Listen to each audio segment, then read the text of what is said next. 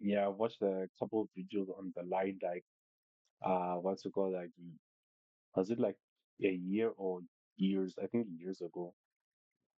Like when they like started it up, I watched videos on it and how it's such a stupid decision. I mean, yeah, a stupid idea. So I'm not surprised on this. The line in 2026, why construction stopped by MegaBuilds. Bro, it's just a stupid idea. Just improve a city instead of doing these stupid mega projects. Back in November, several news reports from around the world surfaced, all pointing to one thing. Saudi Arabia had stopped construction on its most ambitious mega project, the line.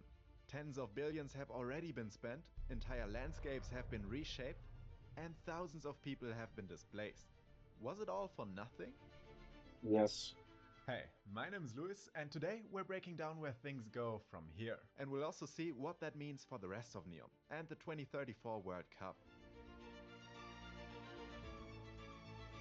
Wait, what? The World Cup's supposed to be held, but The line, as it is right now, isn't moving forward the way it was just a few years ago.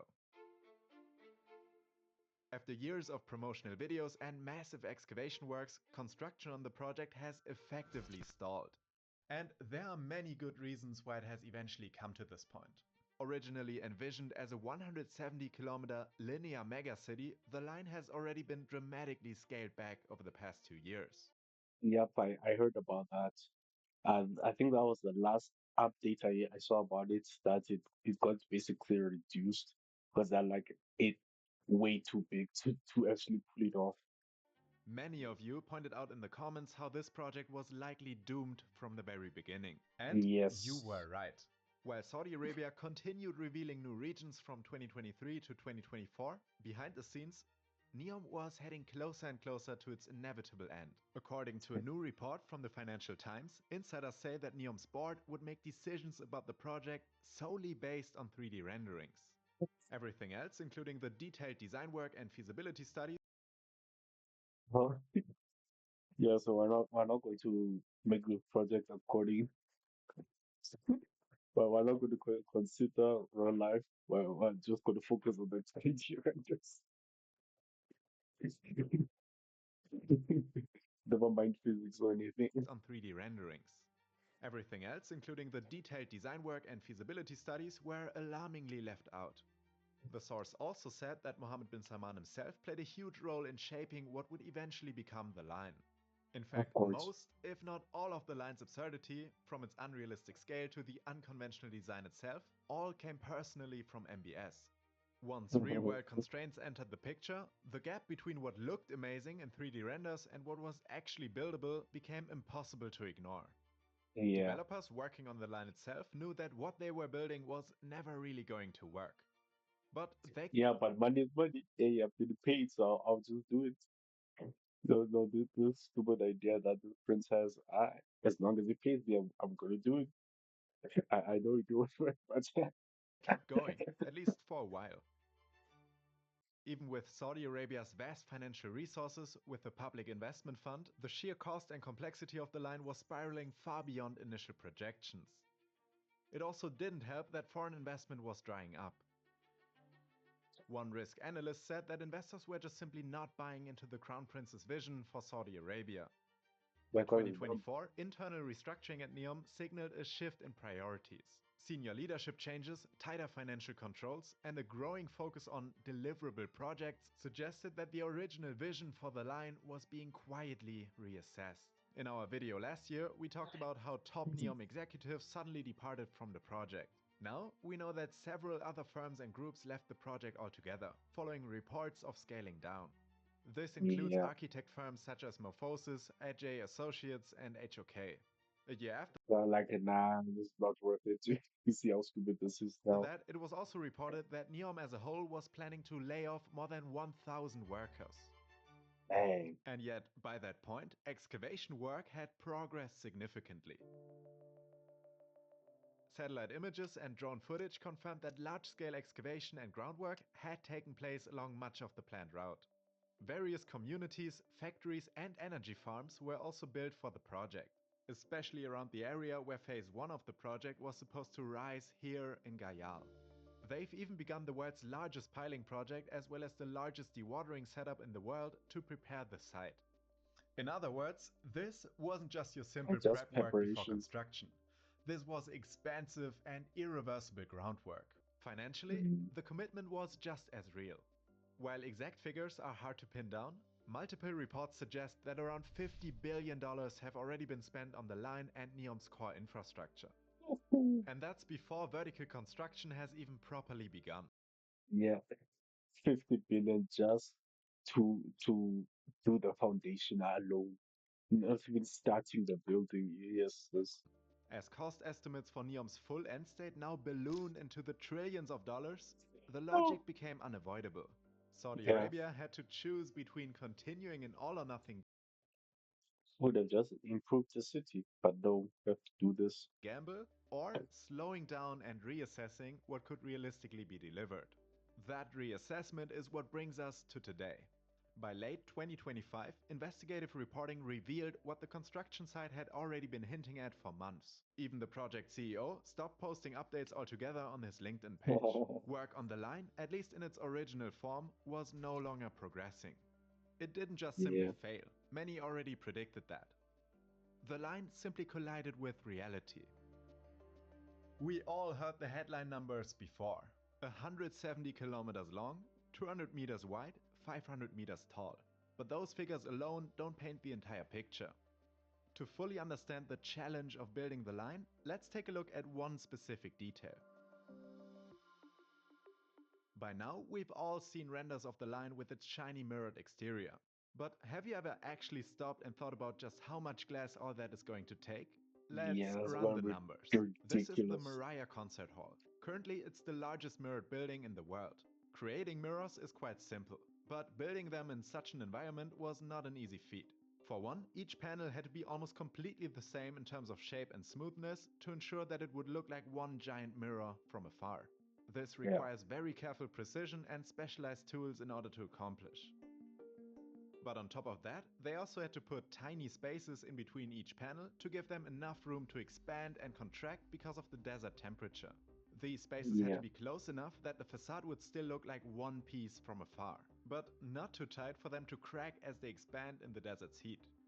In total, Mariah Concert Hall is covered by 9,740 square meters of mirrored glass. Compared to the line, well, it's quite frankly not even close. The line in its oh, entirety would require 170 million square meters of mirrored glass. oh, That's more than 17,000 times the amount of glass used in Mariah, the current record yeah, it's a holder. lot. It also would have taken the entire annual production of the world's largest cladding manufacturer for just one 800-meter module. At that rate, the entire facade would have taken 200 years. NEOM's chief Yes. investment officer even said that at one point, the line was using about 20% of the entire world's steel production. And that was just the foundation work. Oh. Even if they did manage to find the money to secure all these materials, Honestly, it's more ridiculous than I thought. The amount of money and stuff needed for this thing. the prices would eventually skyrocket, as the project would eat up a huge chunk of the entire world's supply. Yeah, Yeah, that's the scale of the line. And Saudi's crown prince wanted to build it in less than a decade. ridiculous. But this now raises a much bigger question. If the line is cancelled altogether, what happens next? Well, for one, the majority of the 170-kilometer trench they have already dug up will probably remain like that for decades to come. But it doesn't end Yeah, there. They also built a lot of surrounding infrastructure. Some of the factories constructed were purposefully built for creating prefabricated parts for the line. This precast concrete factory, for example, was solely built for the project's construction. And if it isn't happening anymore, there's no reason for them to continue existing. Other facilities could probably continue operations, such as this gas processing plant or this site for aggregate crushing. The end products that these facilities create can be used for many different applications outside of the line's construction. In the case of the energy farms, they could be connected to the rest of Saudi Arabia's grid. Although that could be quite difficult given how remote the entire project is. Entirely new yeah. energy corridors will need to be constructed for them to be useful. For the airport they were planning to build for the line, it's almost certainly not going to be built anymore. It's located here in the middle of nowhere, and there would be no need for a massive airport in a place like that. As for Yeah. the communities, they now face an uncertain future. With activity slowing down, many of the workers hired for the project, most of them contractual and overseas, will probably be reassigned, relocated, or sent home as their contracts expire. One possible option they could do with some of these communities is to reuse them for the upcoming 2034 FIFA World Cup. The kingdom has already committed to hosting the games, and that date is Right. fixed. 20, 2034. Is Is to it reuse 2034? them for the upcoming 2034 FIFA World No, Cup. it's 2034. Yeah, but that's such a long time away. The kingdom has already committed to hosting the games, and that date is fixed. It can't be quietly pushed back. These communities could then be used to house workers for the construction and operation of a potential NEOM stadium. This venue was planned to be built on top of the line, hundreds of Not meters above the anymore. ground. But with the project already stopped at this point, NEOM Stadium is no longer going to be built, at least in the way they showcased it in renders. It will probably Yeah. be replaced by another venue out of the remaining 14 stadiums Saudi Arabia had planned for the event. Another thing they Mm. could do is to just build a NEOM Stadium on the ground, somewhere near or along the line. This Yeah. way, some of the infrastructure built, such as roads, communities, and energy farms, could be used for the stadium instead. But then again, why would you want to have a stadium in the middle of nowhere?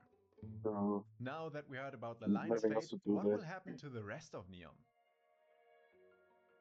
Let's start with Sindala, Neom's luxury island destination. It's one of the few easier projects to construct since nothing is out of the ordinary. Luxurious, yes, but that's about it. Up to this day, Mm. the island still not has opened to the public, and some reports are saying it might Really? even stay that way for some time. The Crown Why Prince though? allegedly deemed the Isn't it project finished? out of line with his expectations and ordered to close it. And the golf courses we Um, so what? What's his problem with it? It's not grand enough, bruh. talked about in a previous video are no longer as green as they were 2 years ago. This indicates that the facilities are left unused, or at least not being maintained. Oxagon, on the other hand, is a little more unknown when it comes to construction progress. Aside from a green hydrogen plant that's reportedly 80% complete, the main floating island has seen little to no progress, at least when looking at satellite images. Despite this, the port of Neom itself has seen some movement over the past year. Satellite images reveal an expanded port area. A Belgian construction company was responsible for most of this progress. Currently, the port is expected to open full container terminal operations starting 2026. And This Trojena? year. Well, I was just about to record this voiceover when it was announced that Kazakhstan is replacing Saudi Arabia for the 2029 Asian Winter Games. The latest satellite images of the construction site show some progress over the past year. In January 2025, Trojena's executive director even said that their absolute priority was to get the venue ready for the 2029 Games. However, Mm. officials have refused to comment on whether the project was still on track to meet the deadline. Of course. And now they're officially backing away from that commitment as well. Maybe they'll go for the 2033 edition to have more time. But who knows? As of right now, it seems like 2026 is the year Neom finally catches up with reality. What do you think about all of this? Let me know your thoughts in the comments down below. I'm curious to read No, them, but and thank you so much for watching. As always, we'll see you in the next one.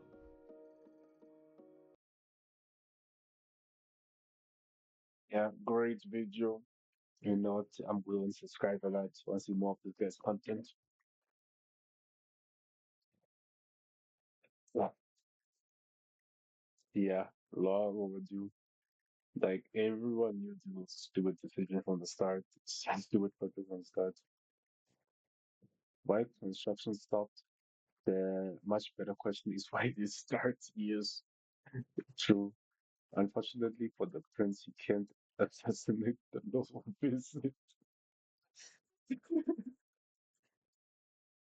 I'm an idiot, and even I knew this was good. Yeah.